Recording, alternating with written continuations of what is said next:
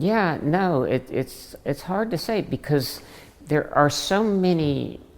There was just such an incredible number of talented musicians in Charlotte those days, and none of them ever made it to the national scene.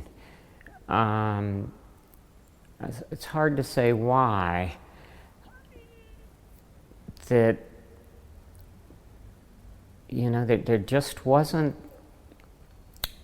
the fear of the unknown, the fear of the new, the fact that Cats made $30 million in 6 weeks, and the experimental theater company struggled hand to mouth and closed last month, might reflect on the openness to novelty. Period. And yes, you just have to wonder, it's a thought experiment.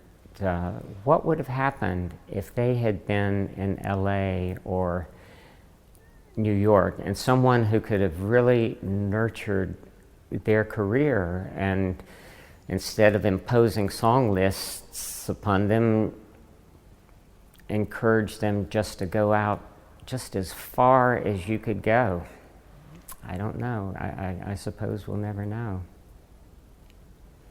So you say you imposed the song list on, that was specifically for an album?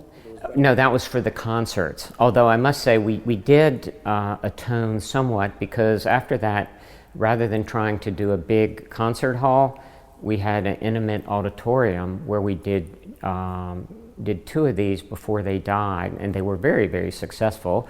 And my wife and all of her friends made brownies that were called an evening of jazz at Queens College, and they were able to play just whatever they liked, and they got a wonderful response. And let me put it this way, even my dad liked their music. It was definitely, again, I'm not a jazz aficionado, but it was definitely heading into the Weather Report, fusion, avant-garde jazz tradition. So they did get to play some of their material for the public briefly. And also I should mention, they were just so tremendously supportive of musicians. Now again, back in the day, it was probably a little bit easier because there were so many opportunities, and you could actually earn a living gigging or from your recordings. It was far from the day when you need 1 million plays on Pandora or Spotify to earn $1.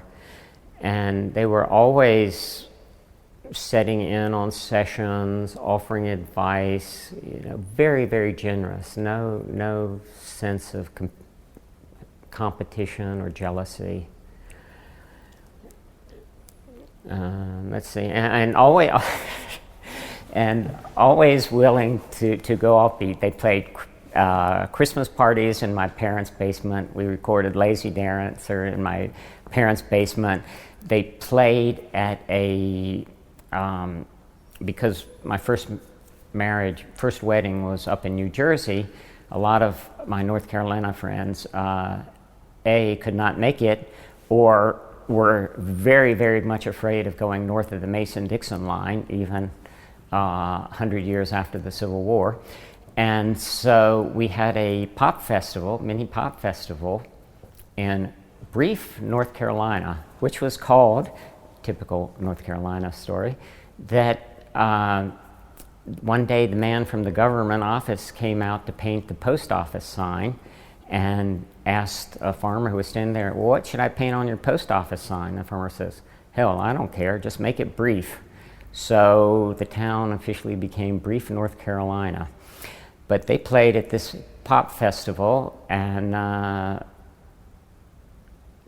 it was called the production company was called Wombat Productions, and we had the Wombat curse, because for some inexplicable reason, every time we scheduled a show, the heavens would open.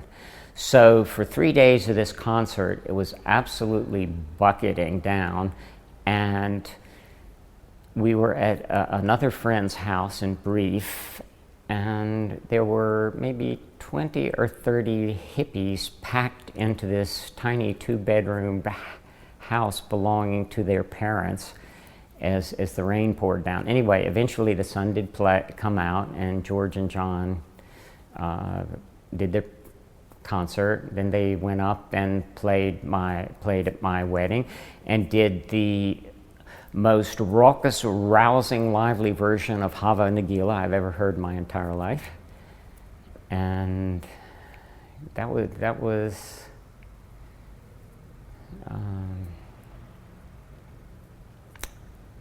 anyway, they were always game for whatever was going on. Always good sports about everything.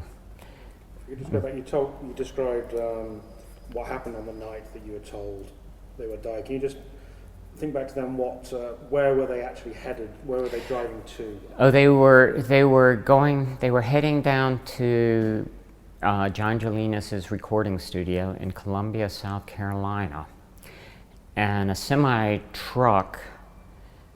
The driver had been drinking, smoking pot. On the hours too long, again, the circumstances are very murky, swerved into their lane and just hit them head on. They died instantly. And, they were utterly blameless. Again, the automatic reaction is, oh, some more musicians. Obviously they had been drinking or taking drugs or something, but they never did either, period. And yeah, I mean the whole town went into shock, really, especially Stanleyville. And yeah, I mean the Charlotte music scene never really did recover. They were the sort of leading light luminaries, or the interstitial glue that held us all together, and it just sort of fizzled. So. Can you talk a little bit about the memorial concerts that you did for them? Okay. When that's an interesting thing. And I just remember this. Somebody. This is not my decision, so I don't need to apologize for it. But somebody does. That they had. The funeral services, it was a joint funeral service at Harriet Bryant Funeral Homes on Providence Road, and they were in these coffins with blue patterned fabric, and as they wheeled out, they played Amazing Grace, which I'm sure would have been the absolute very last thing in the world either one of them would have wanted to be played at their funeral. But anyway, there it was. But I just am always struck with the image of them wheeling the coffins out. But we were discussing, what would be a good way to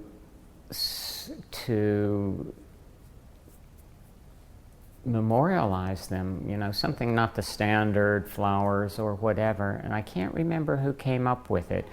I believe John or George was teaching at Central Piedmont at the time, and anyway, we talked with George's mother, and we thought it would be good to, and they were in the very preliminary stages of setting up their recording school there, and spoke with George's mother and thought, came up with the idea of, well, why don't we have memorial service and give the proceeds to help fund this recording school.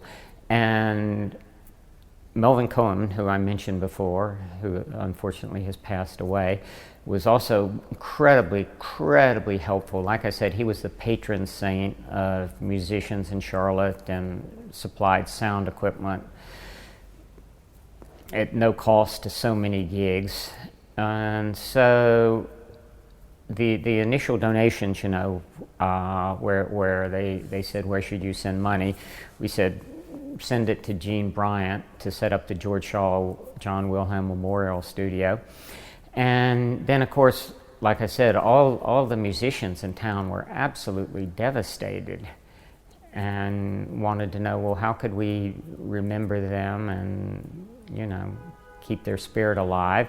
And since we already had Wombat Productions to do concert promotions, we thought, why don't we get all the people who gigged with them and part of the Charlotte music scene, and they all were just incredibly receptive and responsive to having a memorial concert. So we did have the memorial concert at Queen's Auditorium, and Carl Firstman, who was in a previous interview, and Joe Newland. Were you ever able to track him down? I'm going to